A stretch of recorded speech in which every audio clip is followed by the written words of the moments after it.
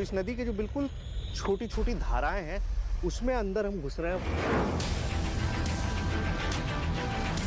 जानवर जरा भी हरकत में आ गए तो चीजें बहुत ज्यादा मुश्किल हो सकती हैं हमारे लिए। देखिए, ये एक इतना खतरनाक जर्नी है ना जो शायद मुझे नहीं करनी चाहिए थी।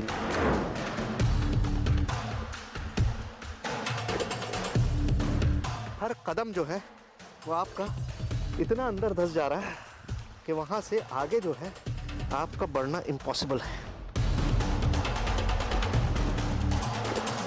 कसम से अब चलना जो है it has become impossible for me. कैसे मैं कर रहा हूँ मुझे ही पता है।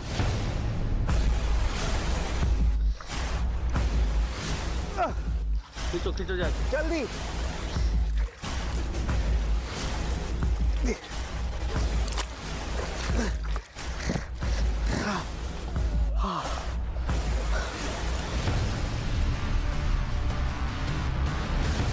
अरे यार पकड़ो इधर।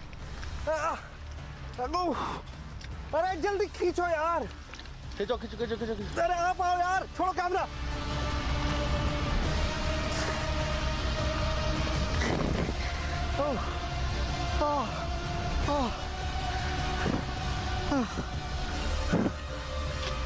बी केयरफुल भाई, बहुत मुश्किल है। उठाओ भाई, खींचो इनको। इससे आगे नहीं जा सकता। ले ले ले ले खींच ले।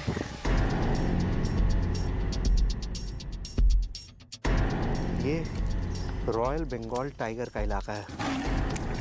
भाग भाग भाग, बैठ जाओ बैठ जाओ बैठ जाओ बैठ जाओ, कुछ मत करो।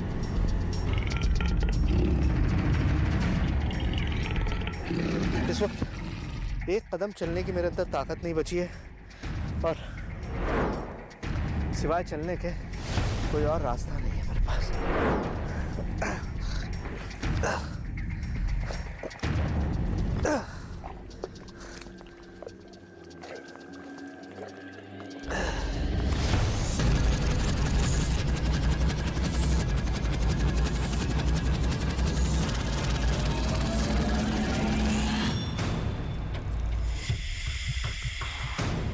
अजीब सी चीज दिखती है जंगल के अंदर में, जो ये बोलते कि ये क्या है। आप हमको वहां ले चलिए, प्लीज लेके चलिए, प्लीज लेके चलिए। भाई मैं कह रहा हूँ वो बब्बर शेर की मूंछ से खेलने वाली बात हो जाएगी अगर आप कहेंगे कि हमें उतरना है वहाँ पे। शुरू भाई वहां लाइट दिखी है। हाँ देखिए देखिए देखिए देखिए। अरे यार लाइट तो बंद रखो, दिखेगी कैसे ऐसे।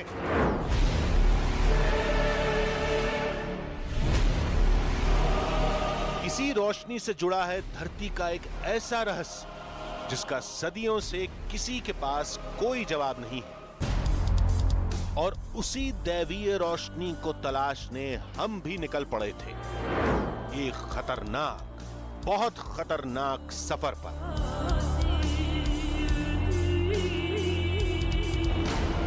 देवी दुर्गा की धरती, सुंदर वन का घना जंगल, देश के सबसे बड़े वीराने की दिल दहला देने वाली खामोशी और नदियों की एक ऐसी भूल भुलैया जिसमें इंसान एक बार फंसा तो समझो फंसता ही चला गया। ओह गॉड, अरे यार चोट लग गई, अब नहीं चला जा रहा है।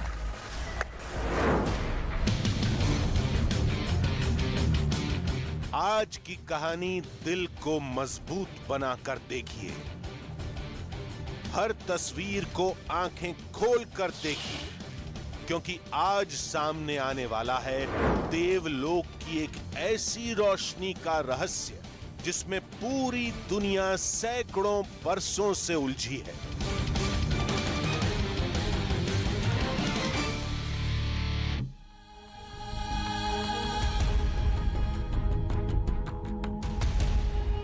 आधी हकीकत आधा फसाना। आज की कहानी देश के एक ऐसे जंगल की है जहां सदियों से एक रहस्य कायम है। यह रहस्य है एक अनजान रोशनी का। कहते हैं रात के वक्त जंगल में एक रोशनी चमकती है, ऐसा लगता है मानो दूर कहीं एक विशालकाय ज्योत जल रही है। उस रोशनी के साथ एक अजीब सा दावा जुड़ा है। कहते हैं वो चमक देवलोक की है जो कुछ देर चमकती है फिर जंगल में कहीं गुम हो जाती है। केवल इतना ही नहीं, जिसने भी रोशनी के रहस्य को सुलझाने की कोशिश की या उसका पीछा किया, वो शख्स जंगल से जिंदा नहीं लौटा। लेकिन हम रोशनी का पीछा करने जंगल में निकल गए। हमारी टीम 4 दिन तक भटकती रही और इस दौरान कुछ ऐसी घटनाएं घटी जिन्हें बयां नहीं किया जा सकता। कोई इसे दैवीय रोशनी कहता है तो कोई घोस्ट लाइट, खबरों की दुनिया में इसे एलिया लाइट के नाम से भी जाना जाता है। हकीकत क्या है कोई नहीं जानता। उस रहस्यमयी आसमानी रोशनी को लेकर लोगों के पास केवल खौफ की कहानियां हैं।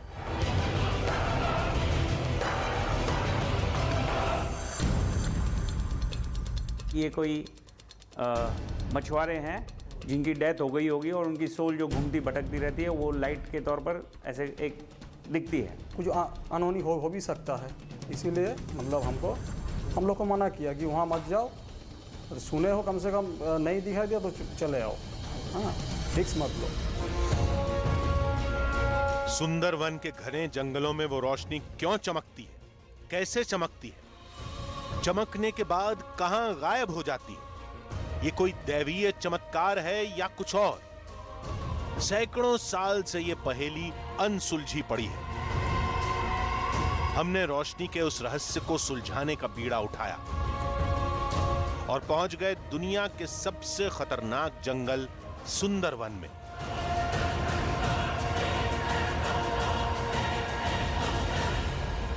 क्या इस दुनिया में कोई ऐसी चीज भी हो सकती है जो बाघ से भी ज्यादा खतरनाक हो? क्या कोई ऐसी चीज हो सकती है जिसका डर लोगों के जहन में इतना बैठ जाए कि वो बाघ की बात ना करके उसकी बात करें? नमस्कार, मेरा नाम सुहेल है और बोट के इस तरह के सफ़र मैंने बहुत किए हैं और आपको दिखाए भी हैं, लेकिन ये उन सारी सफ़र से, उन सारी जर्नी से सबसे अलग है, क्योंकि हम दुनिया के उस इलाके में हैं जो अपनी तरह का दुनिया का एक लौता इलाका है। मैं बात कर रहा हूँ सुंदरबन की, यानी वो जगह जहाँ खारे पानी में एक ऐसा जंगल बसा हुआ है जहाँ पर बसता है हिंदुस्तान का सबसे खतरनाक जानवर, यानी कि रॉयल बंगाल टाइगर।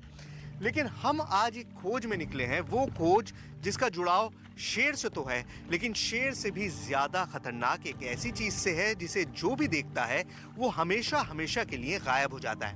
क्या है वो चीज और आखिर उसकी हकीकत क्या है, यही जानने के लिए हम इस गहरे पानी में उतरे हैं। लेकिन खतरे की गहराई का हमें अंदाजा नहीं था। चारों तरफ नदियों की भूल भुलैया, जमीन पर उतरे तो मौत का दलदल, पानी में रहे तो खतरनाक मगरमच्छ का खौफ और जंगल में गए तो रॉयल बंगाल टाइगर का काला साया।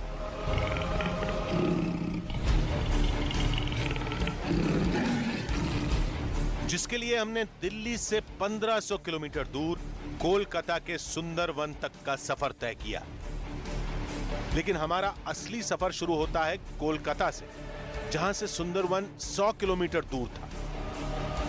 दिव्य रोशनी की खोज में हमें सुंदरवन के आखिरी गांव में जाना था, जिसमें हमारा पहला पड़ाव था गोड़खाली टापू।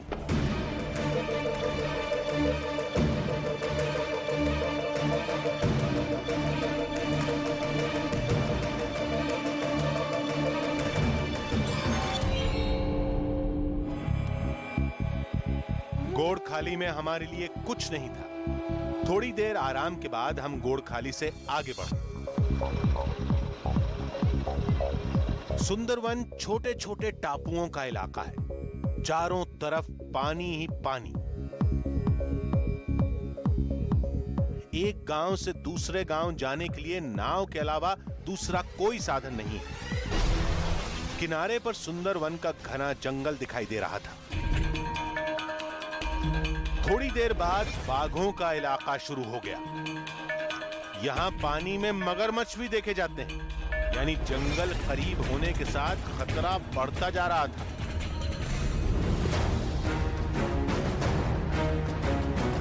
नाविक ने बताया कि हम अपनी मंजिल के बेहद करीब हैं।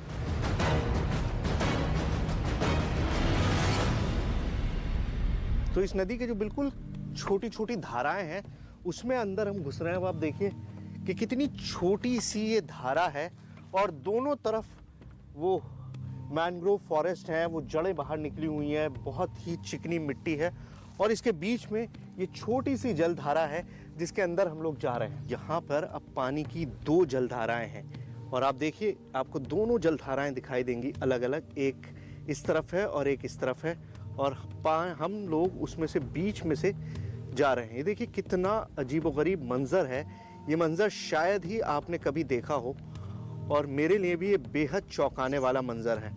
और आप मिट्टी का हालत देखिए, आप सिर्फ इस मिट्टी को देखिए कि कितनी सॉफ्ट है, मतलब आप उंगली रखिए और उंगली अंदर चली जा रही है, ये हालत है यहाँ पर इस मिट्टी की। अब हम सुंदरवन के उस हिस्से में थे जहां उस दैवीय रोशनी के देखे जाने का दावा किया जाता है। यहां एक अजीब सा सन्नाटा था।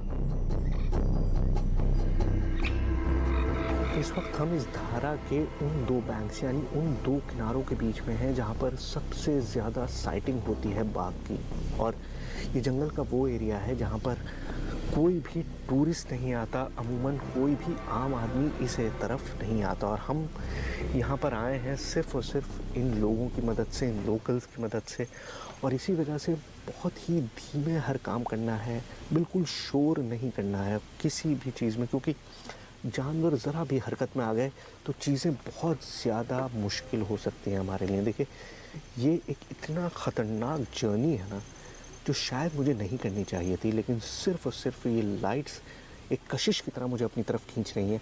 और क्या ये वही कशिश है जिसके बारे में लोग बात करते हैं और गायब हो जाते हैं, पता नहीं। हर तरफ जंगल और दलदल था, लेकिन रहस्यमयी रोशनी की पड़ताल के लिए दलदल में उतरने के अलावा कोई चारा नहीं था। ये जो हमारे नाविक हैं ये हमें साफ तौर पर कह चुके हैं कि अगर आप जा रहे हैं तो आप अपने रिस्क पर जा रहे हैं, कोई इसके लिए जिम्मेदार नहीं होगा, क्योंकि आगे क्या मिलेगा ये किसी को नहीं पता। इनका तो कहना ये है कि वहाँ इस तरह की दलदल है कि आदमी कदम रखता है और सीधा अंदर धंस जाता है। मुझे नहीं पता क्या है क्या नहीं, लेकिन मैं एक बार जाके ज़रूर देखूंगा। नाविक ने आगे बढ़ने से पहले एक बार और चेतावनी दी, लेकिन पीछे हटना हमें मंजूर नहीं था।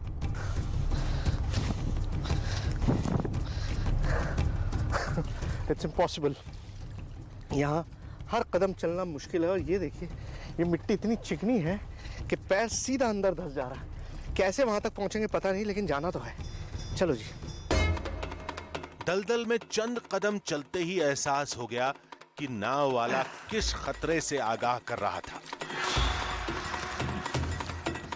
बिल्कुल ऐसा लगा जैसे अंदर ही चला जाऊंगा। किधर उधर?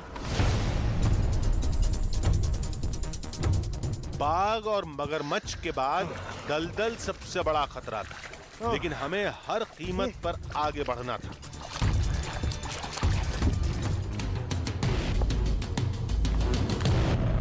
बहुत थोड़े लोग जो यहाँ पर आते हैं उनका ही दावा है कि उन्होंने यहाँ पर उस लाइट को देखा, और जिसने भी उस लाइट का पीछा करने की कोशिश की, यानी जो भी उस रोशनी के पीछे गया, वो कभी भी वापस नहीं लौटा। अब इसके पीछे बहुत सारे तर्क दिए जाते हैं कि भाई हो सकता है उनको बाघ ने खा लिया हो सकता है उनको मगरमच्छ ने खा लिया हो सकता है इसी तरह की किसी दलदल में वो समा गए हों।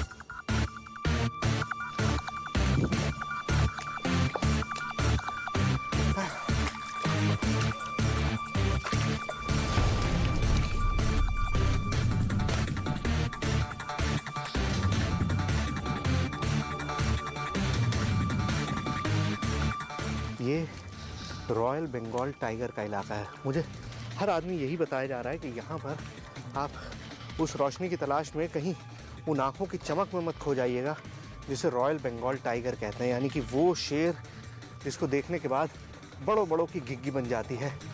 कोई भी उसके सामने आने के बाद अपने आप को पहचान नहीं पाता है।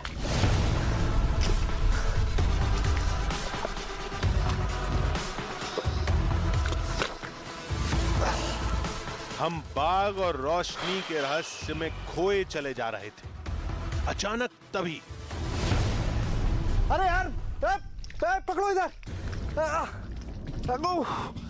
अरे जल्दी खींचो यार। अरे आप आओ यार, छोड़ो कैमरा। देख रहा हूं मैं पूरा अंदर जा रहा हूं, आप शूट करने में लगे हो यार।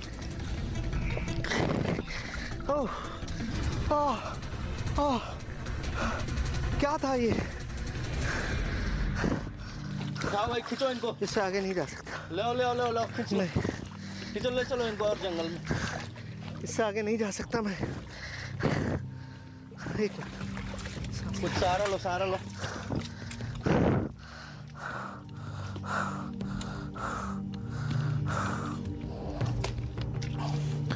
पानी पियो, पानी पियो, पानी पियो।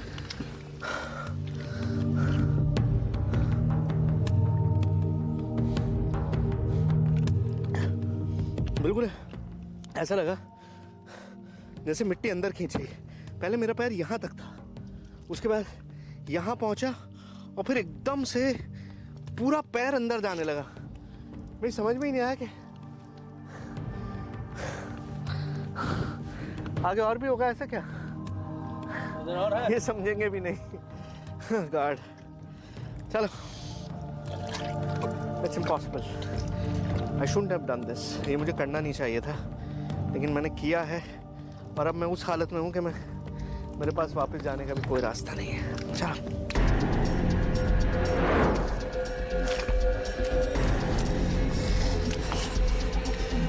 यहां दलदल हर वक्त निगलने के लिए तैयार बैठा रहता है। वो बस आपके एक गलत कदम का इंतजार करता है। कितना भी सजग रहें, ये दलदल बार बार गलती करने के लिए मजबूर करता है। Oh God. Oh God. Oh God.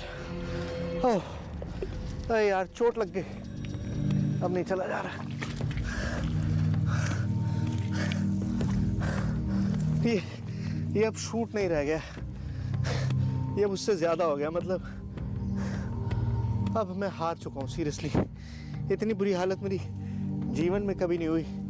मैं सुनता ही था कि यहाँ पर दलदल हर किसी को हरा देती है, और मैं वाकई आपको बताऊं, इस दलदल ने मेरी हिम्मत तोड़ दी है। इस वक्त एक कदम चलने की मेरे अंदर ताकत नहीं बची है, और सिवाय चलने के कोई और रास्ता नहीं है मेरे पास। कई घंटे बीत चुके थे, लेकिन उस रहस्यमयी रोशनी से जुड़ा एक भी निशान अभी तक नहीं मिला था। थकान से हालत बिगड़ती जा रही थी। शाम का वक्त हो रहा है, झुरमुट होने लगा है, बिल्कुल वो वक्त जब सूरज ढलने लगता है। और ऐसे वक्त में अब जंगल में नहीं रुकना चाहिए, क्योंकि अब तक तो आपको चारों तरफ दिखाई दे रहा था आपका पाँव कहाँ पड़ रहा है, और उसमें भी मैं एक बार मरते मरते बचा हूँ। यकीन कीजिए, मतलब इतनी करीब से मैंने मौत को महसूस शायद पहले कभी नहीं किया था। बहुत सारे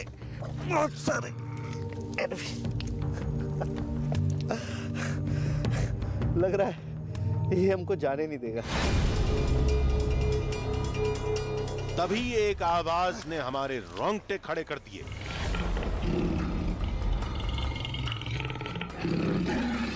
बाघ, बाघ, बाघ, बैठ जाओ, बैठ जाओ, बैठ जाओ, बैठ जाओ।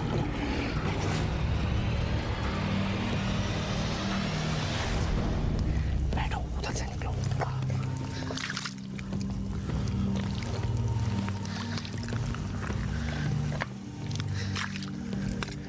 बाघ, अब इनको वाकई बाघ दिखाई दिया है या इनका वहम है, ये चेक करने जाने की मेरी हिम्मत नहीं है, और ना ही मैं चेक करना चाहता हूँ। जो भी है, हमें यहाँ से पीछे हटना पड़ेगा। चलिए।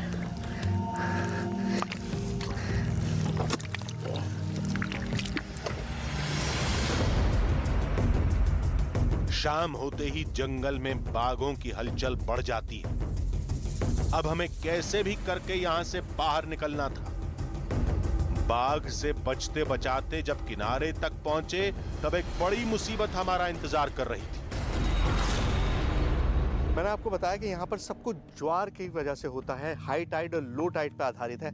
अब पानी इतना कम हो चुका है कि बोट पीछे चली गई है, और जहाँ अभी बोट से गए थे वहाँ हमको पैदल जाना पड़ रहा है, क्योंकि इस इतने कम पानी में बोट नहीं चल सकती। तो ये सारा कुछ यहाँ पर जो है वो इस पे ज्वार पे टाइड पे डिपेंड करता है और उसी हिसाब से आपको अपना काम करना पड़ता है।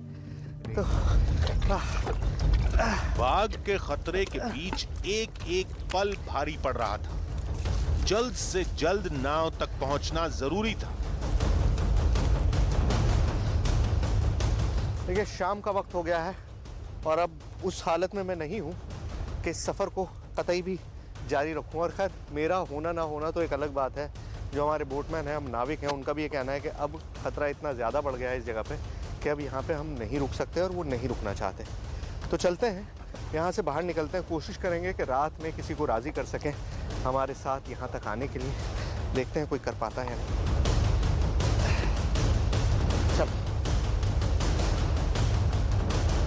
फिलहाल तो लौटने के अलावा कोई चारा नहीं था, लेकिन इतना अंदाजा लग चुका था कि इस जंगल और खतरनाक दलदल में उस दैवीय रोशनी की तलाश जान दांव पर लगाने के बराबर है। लेकिन हम भी सुंदरवन में कुछ ठान कर ही आए थे। आधी हकीकत आधा फसाना। सोचिए, अगर रास्ते इतने खतरनाक हैं तो मंजिल कितनी हैरत अंगेज होगी। सुंदरवन का यह सफर हमने जितना सोचा था उससे कहीं ज्यादा खतरनाक था, लेकिन असली चुनौती तो अब आनी बाकी थी, क्योंकि देवलोक की उस रहस्यमय रोशनी को देखने के लिए अब हमें रात के अंधेरे में जाना था, वो भी कुछ ऐसे रास्तों पर जिन्हें हम क्या, वहां रहने वाले लोग भी नहीं जानते।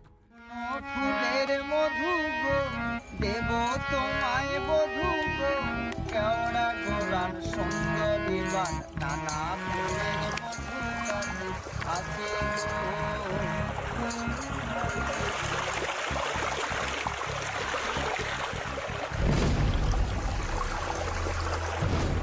दैवीय रोशनी की तलाश में उस खतरनाक दलदली जंगल में अब हमें रात के वक्त जाना था। वहां के हर खतरे से निपटने की तैयारी करनी थी, जिसके लिए हमें एक शख्स से मिलने के लिए कहा गया। राजेश सुंदरवन के चप्पे चप्पे से वाकिफ हैं, जो यहां एक लंबा समय गुजार चुके हैं। राजेश से सुंदरवन की एक ऐसी कहानी सुनने को मिली जिसमें बाघ, जंगल, एक देवी और उस रोशनी की एक पौराणिक दुनिया बसती है। कभी कभार मुझे एक हेलो दिखाई देता है, ग्रीनिश हेलो दिखाई देता है जंगल के ऊपर, और मैंने बहुत बार इस बारे में सोचा है और बात भी की गांव वालों से कि ये लाइट कहाँ से आ रहा है। तो उनके पास कोई तसल्लीदायक कोई वो नहीं होता एक्सप्लेनेशन, क्योंकि जिस जगह से वो लाइट आ रही होती है वहाँ पे कोई लाइट सोर्स नहीं है और वो शिफ्ट होता है, लेकिन एट अ टाइम शिफ्ट नहीं होता है। मैंने उसको कभी इस तरफ देखा है और कभी इस तरफ देखा है। तो इस तरफ जब मैं देखता हूँ तो मैं सोचता हूँ अच्छा यहाँ गोसाबा आइलैंड है तो शायद यहाँ पे वहाँ की रोशनी होगी, लेकिन अब जब आपने इस पे रोशनी डाली है, इस रोशनी पे, तो मुझे लगता है कि हाँ ये कुछ हो सकता है, ये फेनोमेनन जिसके बारे में नहीं पता है हमें ज़्यादा कुछ। यहाँ जंगल की एक देवी के बारे में जानकारी मिली, बोनो बीबी। कहते हैं बोनो बीबी की पूजा के बगैर कोई भी जंगल के अंदर नहीं जाता।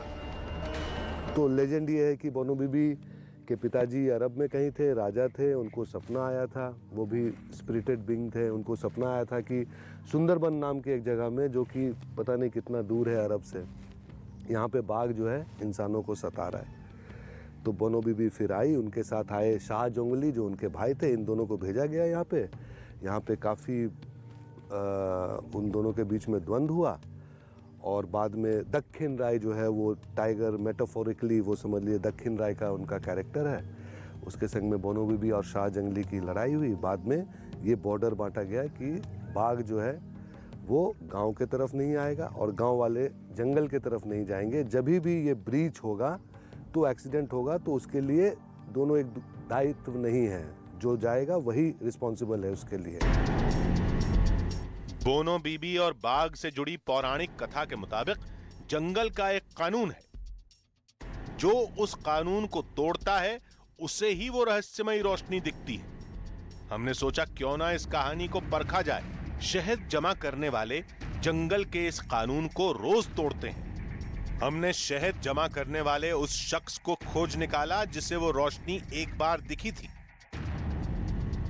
उस शाम को बोट लगा के हम रुका है, रात में देखा कि जे एक लाइट निकला नदी का, जो मैंग्रोव है ना, मैंग्रोव का ऊपर एक लाइट देखा। लाइट देख के हम उधर एक तो डर लगा, वहाँ से निकला, दूसरा जगह में पहुँचा। वो भी आधा घंटा 30 मिनट के बाद देखा जो आबर एक लाइट निकला। वहाँ से देख के आरे पास में किया, वहाँ भी देखा। वो लाइट देख के हमको बहुत एकदम डर लगा। रात में हमें भी उस रोशनी की तलाश करनी थी। सोचा क्यों ना भोला के साथियों के साथ जंगल से शहद जमा करके हम भी जंगल का कानून तोड़ें। और इस काम की शुरुआत हुई बोनो बीबी की पूजा से। खड्गधारिणी चंडी श्री दुर्गा देवी नमोस्तुते।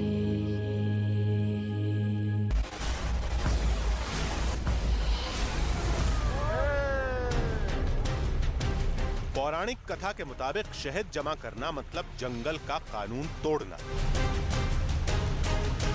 इसके बाद ही रात में दिव्य रोशनी दिखने की मान्यता पूरे सुंदरवन में। हम भी उसी मान्यता को परखने जा रहे थे। यहाँ पर उतरना है, यहीं पे उतरना है।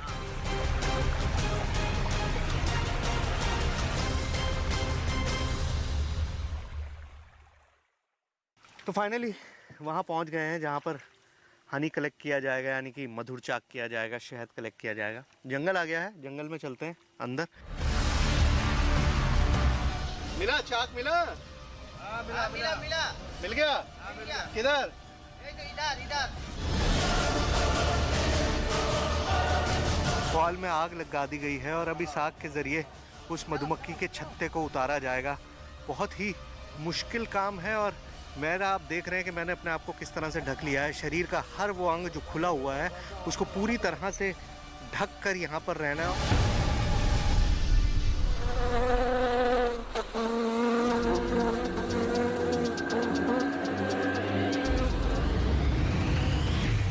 आप अगर देख पा रहे होंगे तो वो पीछे आपको वो मधुमक्खी का छत्ता दिखाई दे रहा होगा। अब वहाँ पर मधुमक्खियाँ नहीं है, सिर्फ छत्ता बचा है, यानी कि मधुमक्खियाँ वहाँ से हट गई हैं। तो अब ये लोग उस छत्ते को उतारेंगे।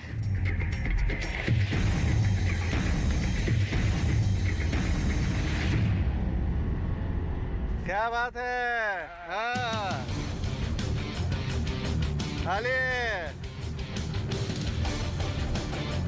शहद जमा करके हमने जंगल का एक कानून तोड़ा।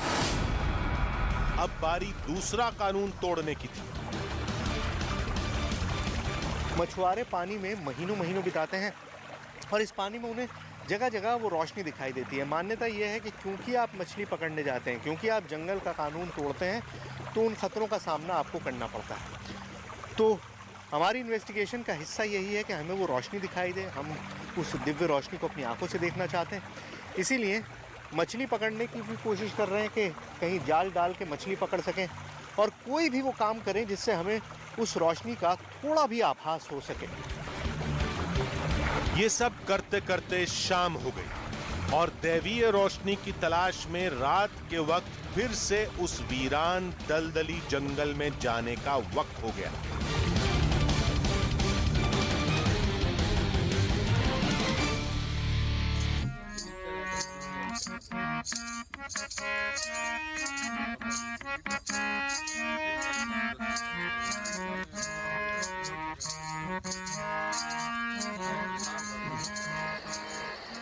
रात में एक एरी साइलेंस है, चारों तरफ बिल्कुल घुप अंधेरा और सन्नाटा है। अब रात में इस मैंग्रोव फॉरेस्ट के अंदर जाना खतरनाक है, मैं आपको बता ही चुका हूँ। यहाँ शेर है, बाघ है, यहाँ पर क्रोकोडाइल्स हैं, बड़े बड़े मगरमच्छ हैं। लेकिन वो लाइट, वो दिव्य लाइट जो लोगों को दिखाई देती है, वो रात में ही दिखाई देती है, क्योंकि रात में रोशनी नहीं होती और जगह जगह वो लाइट दिखाई देती है। तो उसके लिए ज़रूरी है कि हम अंदर जाएं।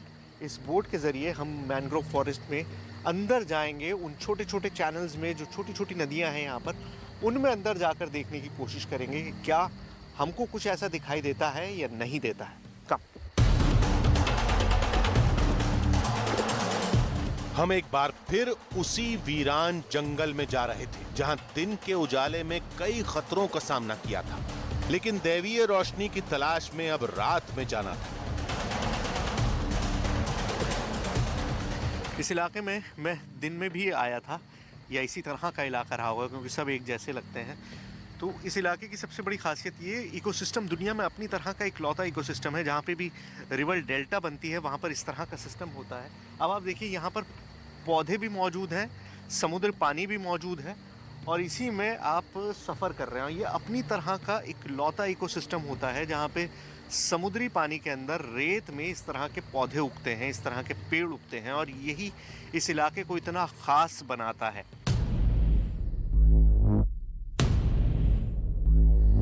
सुंदरवन में रात के वक्त अकेले जाना जानलेवा साबित हो सकता है, लिहाजा दूसरे किनारे से हमारे एक साथी भी साथ हो लिए।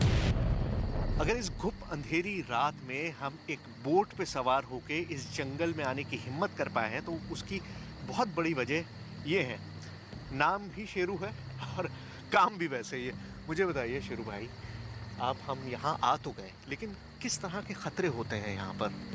मैंग्रोव फॉरेस्ट की अगर मैं बात करूँ, बाघ की बात करूँ, यहाँ तो सबसे पहले सबसे खतरनाक जानवर जो है वो है रॉयल बंगाल टाइगर, जो कि सब स्पीशीज मिला के भी अगर आप उनकी ताकत की बात करें तो सबसे खतरनाक हमारा रॉयल बंगाल टाइगर कहलाया जाता है। वो खतरनाक इस कदर है कि वो पानी से भी जंप कर सकते हैं। हम जैसे बोट बार बार इधर उधर देख रहे हैं, बार बार आप नजर दौड़ा रहे हैं इधर उधर इधर उधर इधर उधर, तो उनका कुछ अंदाजा नहीं लगाया जा सकता। हाँ। और अगर हम पानी में भी गिरे तो यहाँ बड़े बड़े मगरमच्छ है, हाँ। जो कि हमसे भी हाइट में बड़े और मोटे तगड़े हैं। अच्छा। तो यही है कि हमें उनको नजर में रखना होगा और अपना काम भी निकालना होगा एट द सेम टाइम। हम एक बार फिर सुंदरवन के संकरे चैनल्स वाले इलाके में पहुंच चुके थे।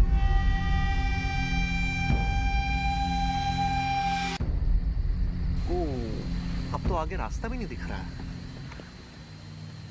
पानी का इतना सा चैनल है और आप संभल के खड़े होइएगा भाई, आप भी कहीं पे भी सर टकरा सकता है, बहुत ध्यान से। रात के वक्त सन्नाटे में जंगल का वीराना और भी खतरनाक लग रहा था। लोग बताते हैं कि वो रहस्यमयी दैवीय रोशनी दूर जंगल में थोड़ी ऊंचाई पर हल्की सी टिमटिमाती दिखती है। इसलिए हम ध्यान लगाकर हर तरफ देख रहे थे, कभी जंगल में झांकते तो कभी निगाहें आसमान में टिक जाती।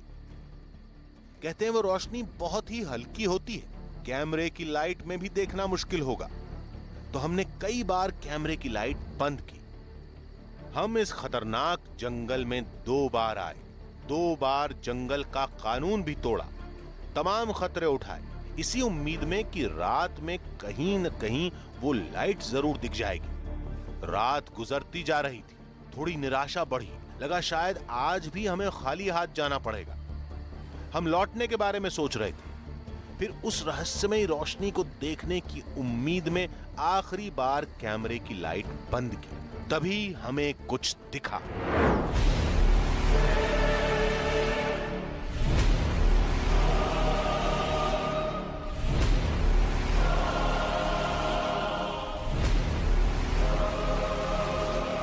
शेरू भाई वहां लाइट दिखी है।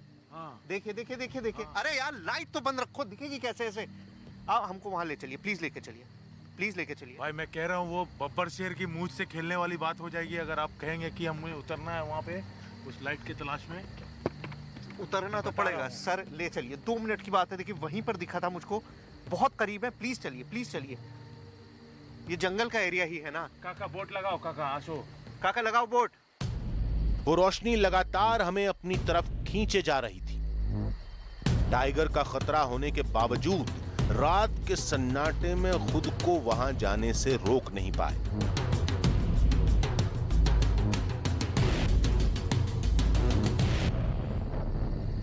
देखिए जंगल में अंदर भी आ गए, मुझे लाइट दिखी थी। I can swear on that, मतलब मैं बिल्कुल दावे से कह रहा हूँ कि मैंने एक हल्की सी रोशनी देखी थी। क्या थी मुझे नहीं पता। फिर भाई वो जंगलों का खेल है भाई, वो जंगल अभी खेलेगा हम लोगों से। हम इस लाइट की तलाश में है जो सदियों से कहानी में चला आ रहा है भाई, पर हम खोजेंगे जब तक वो दिखेगा नहीं हमें, और पूरी कोशिश रहेगी हमें। जंगल तो खेलेगा, लेकिन अब तो यहाँ तो हालत ये हो रही है कि मतलब कदम भी उठाना जो है वो इम्पॉसिबल हो गया। ये वो लाइट हमें दोबारा नहीं दिखी। रात में खतरा बढ़ता जा रहा था। शेरू लगातार बाघ के हमले को लेकर आगाह कर रहा था।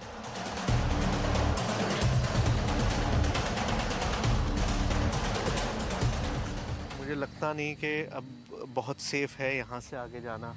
मतलब रोशनी मैंने देखी थी एंड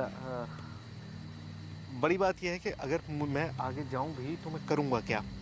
ज़्यादा बेहतर है कि कुछ ऐसे लोगों को इन्वॉल्व किया जाए जो इस बारे में जानते हों, कुछ ऐसे पैरानॉर्मल एक्सपर्ट्स जो हमारी मदद कर सके, पैरानॉर्मल एक्सपर्ट्स, और उनको इन्वॉल्व करके इस बारे में पता लगाने की कोशिश करें कि आखिर वो था क्या। चलिए वापस चलते हैं बोट की तरफ, क्योंकि इतनी रात में यहाँ पे जंगल में रुकना इट्स इम्पॉसिबल।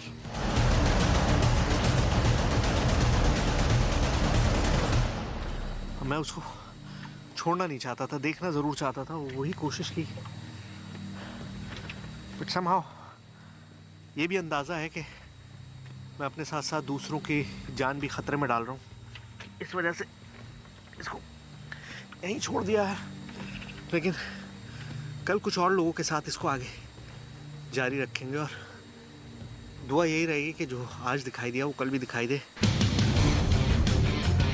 जिस रोशनी की तलाश में हम 2 दिन से सुंदर वन में दर दर भटक रहे थे, वो चंद सेकंड के लिए हमारे सामने आई और पता नहीं कहां चली गई। शायद इसीलिए कोई उसे दैवीय रोशनी कहता है तो कोई घोस्ट लाइट। आखिर उस रोशनी का रहस्य क्या है, ये जानने के लिए अब हमें अपनी पैरानॉर्मल एक्सपर्ट्स की टीम का इंतजार था, जो अगली सुबह कोलकाता से सुंदरवन पहुंचने वाली थी। शायद वो लोग ही उस अजीब सी रोशनी का पता लगा पाए।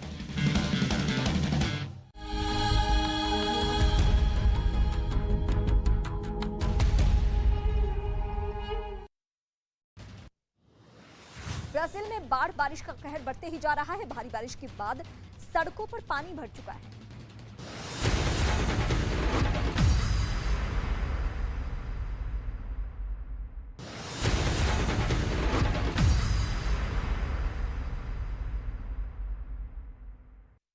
देश दुनिया की तमाम खबरों के लिए देखते हैं धमाकेदार 50। दिल्ली नगर निगम चुनाव के लिए मतदान जारी। 250 वार्ड के 13,000 से ज्यादा मतदान केंद्रों में डाले जा रहे हैं वोट। एमसीडी चुनाव में दिल्ली के मुख्यमंत्री अरविंद केजरीवाल ने परिवार के साथ डाला वोट। केजरीवाल ने काम के आधार पर जनता से वोट करने की अपील की। एमसीडी चुनाव में दिग्गजों ने की वोटिंग। बीजेपी सांसद हर्षवर्धन और प्रवेश वर्मा ने डाला वोट। दिल्ली बीजेपी अध्यक्ष आदेश गुप्ता और कांग्रेस के अजय माकन ने भी डाला अपना वोट। अजय माकन के वोट डालने का सीडी चुनाव सुरक्षित तरीके से कराने के लिए पुलिस ड्रोन से रख रही है नजर। कानून व्यवस्था बनाए रखने के लिए सभी बूथों पर सीसीटीवी भी लगाए गए हैं। एमसीडी चुनाव में घोड़े पर सवार होकर वोट डालने पहुंचा दूल्हा। वहीं साउथ दिल्ली में 81 वर्षीय महिला वोट डालने पहुंची। संसद के शीतकालीन सत्र में सरकार को घेरने के लिए कांग्रेस ने तैयार की स्ट्रैटेजी। सोनिया गांधी के आवास पर पार्टी की संसदीय रणनीतिक समूह की एक बैठक हुई। गुजरात में दूसरे फेज के चुनाव के लिए तैयारियां पूरी। 14 जिलों की 93 सीटों पर कर डाले जाने हैं वोट। 8 दिसंबर को आएंगे नतीजे। यूपी के गोरखपुर में मुख्यमंत्री योगी आदित्यनाथ ने जनता दर्शन में लोगों से की मुलाकात। लोगों ने बताई अपनी समस्या। यूपी के गोरखपुर में मुख्यमंत्री योगी आदित्यनाथ महाराणा प्रताप शिक्षा परिषद की स्थापना समारोह में हुए शामिल। 1932 में महाराणा प्रताप शिक्षा परिषद की स्थापना हुई। ताल में माहिर माने जाते हैं। ये अपने साथ कई मॉडर्न साइंटिफिक इंस्ट्रूमेंट्स लाए थे, जिनकी मदद से हम उस रहस्यमयी रोशनी की पड़ताल करने वाले थे। आज शायद सैकड़ों साल पुराना रहस्य सुलझने वाला था। थोड़ी देर में हम जंगल में वहां पहुंच गए जहां बीती रात हमें रहस्यमयी रोशनी दिखी थी। हमने वहीं से पड़ताल शुरू की। तो अभी हम क्या करने वाले हैं यहाँ पर? जी सुहेल, मेरे पास एक डिवाइस है, स्कैनर है बोलते हैं इसको, और इसमें सैंपल्स लगे होते हैं। नीचे फ्रीक्वेंसीज पकड़ने के लिए इसमें सेंसर्स हैं। तो अगर माइनस इंफ्रारेड है, जमीन के नीचे कोई लाइन है ऐसी जो कि टेक्टोनिक लाइन हो या अर्थ की अपनी लाइन हो, जिस तरह का हम लोग हार्टमैन शूमन अलग अलग बोलते हैं, उस तरह की अगर इंफ्रारेड माइनस लाइन होगी, लाइन मतलब है कि कुछ ऐसे तत्व हैं जिसको की खोज के देखने की आवश्यकता है कि वो ऐसी चीज़ क्यों है, क्योंकि वो नेगेटिविटी भी पैदा कर सकती है। अच्छा जी, तो अब इस स्नैनर को लेके मैं चलूँगा और मैं इसे जांचूंगा। जहाँ पे ये पूरी तरह ओपन होता है, यानी वहाँ पे इंडिकेशन है कि मतलब ये इस तरह से है, जब ये जी एकदम हाँ 180 डिग्री खुल जाए 180 डिग्री, हाँ। तो वहाँ पे माइनस इंफ्रारेड है। सबसे पहले हमें यह पता करना था कि इस इलाके में नकारात्मक ऊर्जा है या नहीं। जहां भी नेगेटिव एनर्जी होगी वहां ये स्कैनर 180 डिग्री घूम जाएगा। कुछ देर बाद डिवाइस में हरकत होने लगी। यानी इसके नीचे कुछ ऐसे एलिमेंट्स, कुछ ऐसी चीज हो सकती है जो कि माइनस इंफ्रारेड लाइन भी हो सकती है, और जो है कुछ ऐसे तत्व या गड़ा हुआ या मे भी कुछ ऐसा हो जो कि नेगेटिविटी को दर्शा रहा है, माइनस इंफ्रारेड को, नेगेटिविटी को दर्शा रहा है। देखिए इसमें कोई भूत प्रेत नहीं है, ये सब साइंटिफिक चीज है। मतलब जो इस मशीन की इस वक्त आप दशा देख रहे हैं, मतलब 180 पे जो खुल गया है, उसका मतलब यह है कि यहाँ पर कुछ मौजूद जी है। यानी इस जगह पर नकारात्मक ऊर्जा है, लेकिन इसका उस रोशनी से क्या नाता था? यहाँ पर कुछ गड़ा हो सकता है, वो तो समझ में आ गया, लेकिन उसका हमारी लाइट से, उस रोशनी से क्या ताल्लुक हो सकता है? रोशनी से ये हो सकता है, अगर ऐसी लाइंस है, जैसे कि हम लाइंस बोलते हैं, जैसे कि जियोपैथिक स्ट्रेस है, माइनस IR है, ये होने से आपके कभी कभी दिमाग में भी कंफ्यूजन पैदा कर सकता है उस जगह स्पॉट पे आने पे। और दूसरी बात ये है कि वहाँ पे कुछ ऐसे लोकल फेनोमेना भी तैयार हो सकते हैं जो कि उस तरह की सिचुएशन माने उस लाइट के तरफ इंगित करते हो। तो ये दो बहुत महत्वपूर्ण चीजें संजय ने बताई हैं। पहली ये कि आपके माइंड को डाइवर्ट कर सकता है, और जो कुछ आपने अभी तक देखा होगा, जो गांव वालों की बातें सुनी होंगी, उसमें ये बात जरूर जाहिर हो रही थी कि कहीं ना कहीं डाइवर्जन जरूर है। जब वो अंदर जाते हैं तो बौखला जाते हैं, इधर उधर भटक जाते हैं, रास्ता नहीं, भ्रमित हो जाते हैं। और दूसरी उन्होंने कही कि उसकी वजह से कोई ना कोई लोकल फिनोमेनन पैदा हो सकता है, और वो लोकल फिनोमेनन यहाँ पर मौजूद है जिसकी हम बात करते आए हैं। तो इसको हम मतलब साइंटिफिकली कह सकते हैं कि हाँ, यहाँ पर उस तरह की चीज हो सकती है। हमें दिखाई नहीं दी है, लेकिन हो सकती है। अभी टेस्ट और भी हैं, और भी चीजें करके देखते हैं कि क्या मिल सकता है। आइए। अब इस जंगल की पहेली कुछ कुछ सुलझती नजर आ रही थी, लेकिन गांव वाले इस जगह को भूत प्रेत से जोड़कर देखते हैं। अब इस बात की पड़ताल करनी थी। ये मेलमीटर है और इसका काम है कि ये अपना खुद का एक इलेक्ट्रोमैग्नेटिक फील्ड बनाता है। ठीक है। उस इलेक्ट्रोमैग्नेटिक फील्ड में अगर कोई भी दूसरी एनर्जी अगर आके टकराए या इंटरफेयर करे, तो ये हमें विजुअल, जो कि यहाँ पे 4 लाइट्स हैं, अगर आप देख सकते हैं यहाँ पे 4 लाइट्स हैं, और साउंड के जरिए हमें बताता है। अच्छा, ये 4 लाइट्स ये जलती हैं, ये देखिए 4 लाइट्स हैं, और ये साउंड आने लगेगा।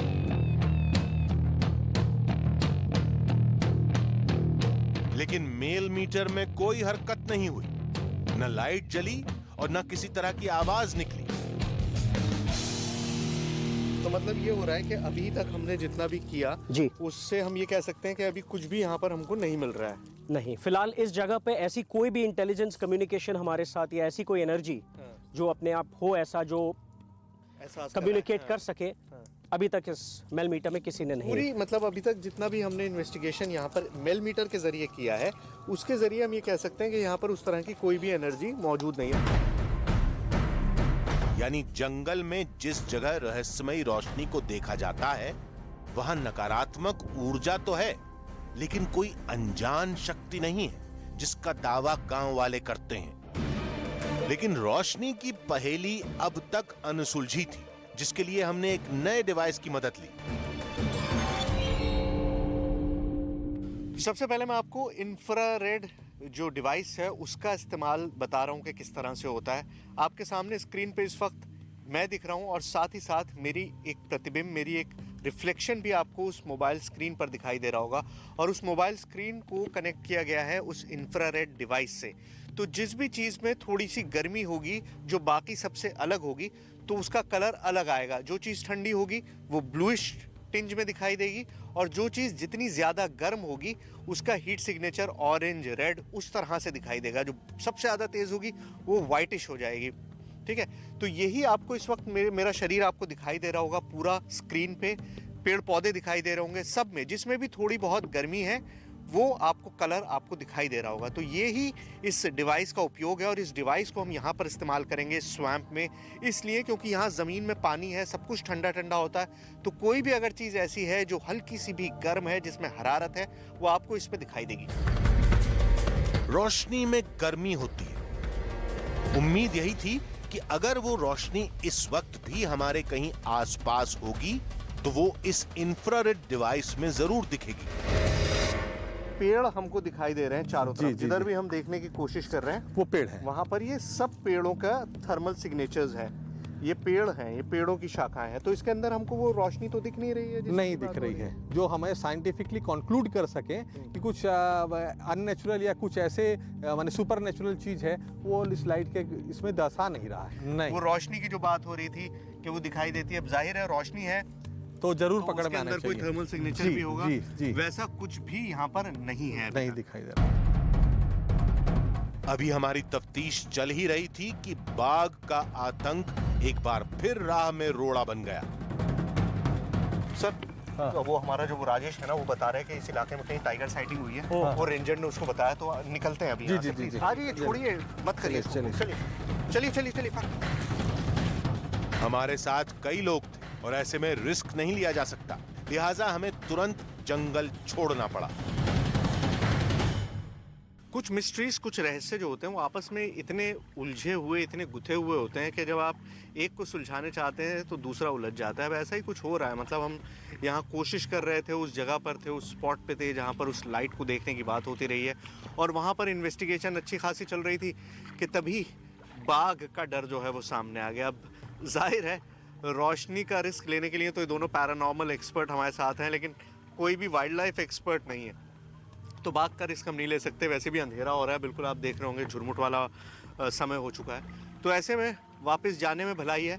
लेकिन मैं एक बार फिर आपसे कह रहा हूँ कि एक कोशिश और करूँगा मैं, अगर सब कुछ ठीक रहा, आई एम नॉट श्योर, लेकिन एक कोशिश मैं और करूँगा। एक बार रात में भी उस स्पॉट पे जाने की दोबारा कोशिश करेंगे, देखते हैं कामयाब होते हैं या नहीं। दिन की पड़ताल अधूरी रह गई थी, जिसे पूरा करने के लिए फिर से रात में आना था। रात में हम फिर जंगल के लिए रवाना हुए। अंधेरे में वहां जाने के दो मकसद थे। पहला, दिन की अधूरी पड़ताल पूरी करनी थी। दूसरा, रात में उस रोशनी के दिखने के चांस बढ़ जाते हैं। गांव के कुछ लोग भी हमारे साथ थे। अगर वो रोशनी एक बार और दिख जाती तो किसी नतीजे पर पहुंचना आसान हो जाता। रात में पड़ताल करनी थी, लिहाजा हम अपने साथ नाइट विजन वाले इक्विपमेंट्स लेकर आए थे। पहले थर्मल इमेजिंग से इंफ्रारेड रेडिएशन पकड़ेंगे, ठीक है। ये क्या क्या लेटेंट हीट ऑब्जर्व हो रही है कि नहीं हो रही है, ठीक है, या उसका अपने इलेक्ट्रॉनिक डिवाइस में क्या आ रहा है रीडिंग, ठीक है। और अगर थोड़ा सा भी फ्लिकर है, इवन इफ मतलब ये 1 सेंटीमीटर है उससे कम भी हो, तो भी हमारे कैमरे में कैप्चर हो। ठीक है, तो सबसे पहले थर्मल इमेजिंग से ही शुरू करेंगे, और उसके लिए मैं वही करूंगा कि मैं अपना कैमरा बंद कर देता हूँ, लाइट बंद कर देते हैं, कैमरा रोल रखेंगे और आप अपना इन्वेस्टिगेशन उसमें करिए, ठीक है? चलिए।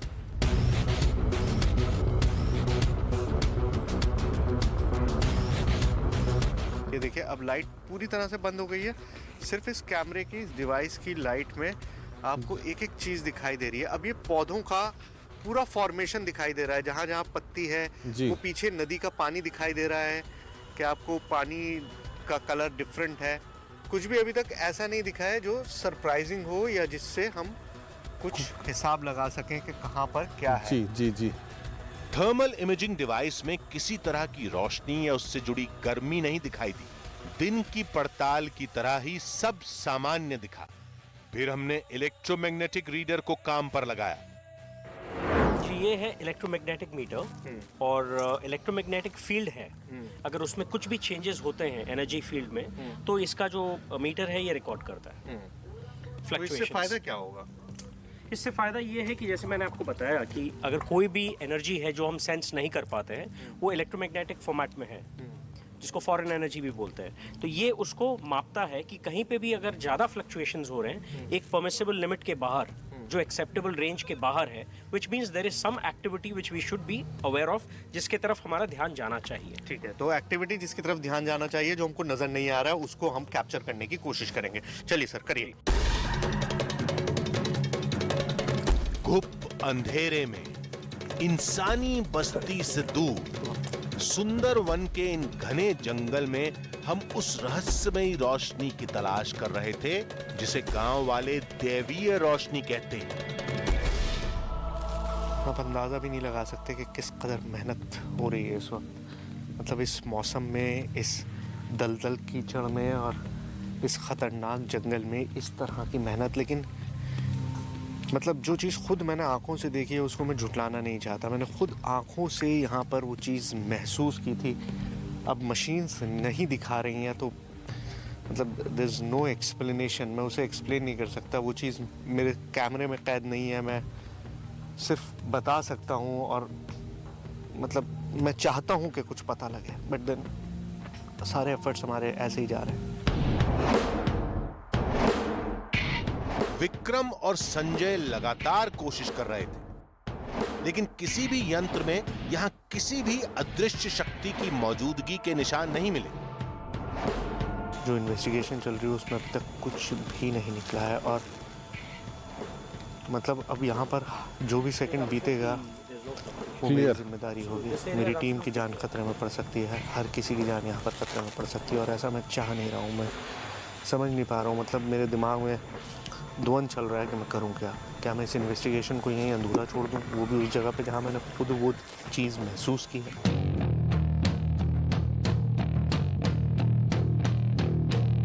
कई घंटे कोशिश करने के बाद भी कुछ हाथ नहीं लगा।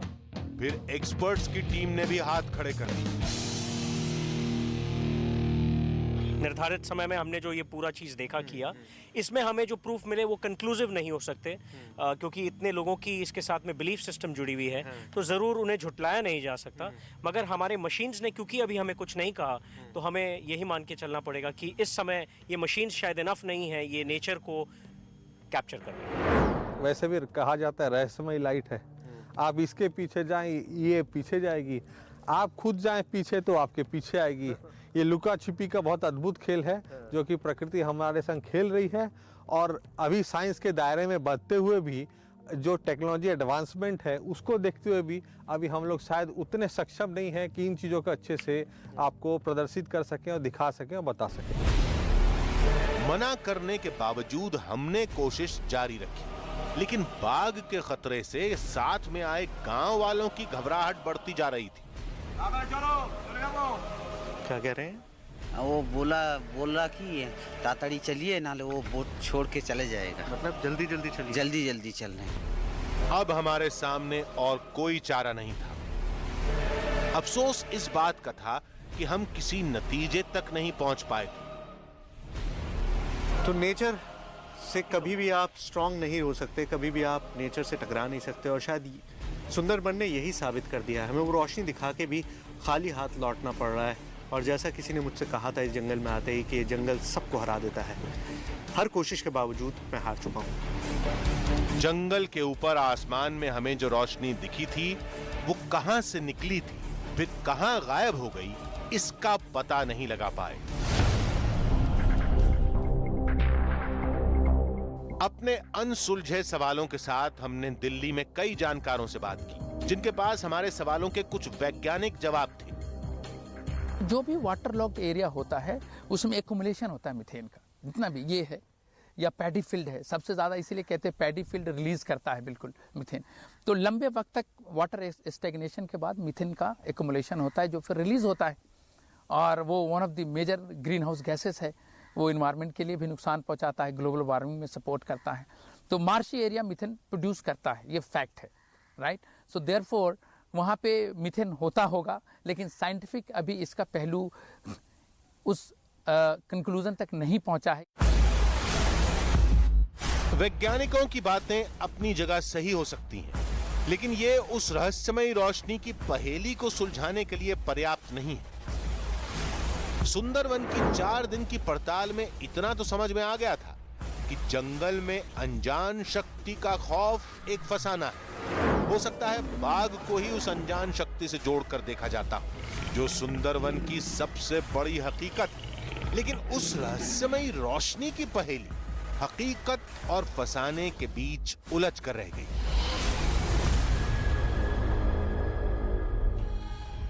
सुंदरवन में रहने वाले कहते हैं वो रहस्यमय रोशनी और कुछ नहीं, देवलोक की ज्योत है। लेकिन वैज्ञानिक कहते हैं वो रोशनी शायद कोई छलावा है, शायद कोई गैस है जो ज्योत के रूप में दिख जाती है। सच क्या है, इसका फैसला करना हमारे लिए भी मुश्किल है, इसलिए हमने जो देखा वो आपके सामने रख दिया।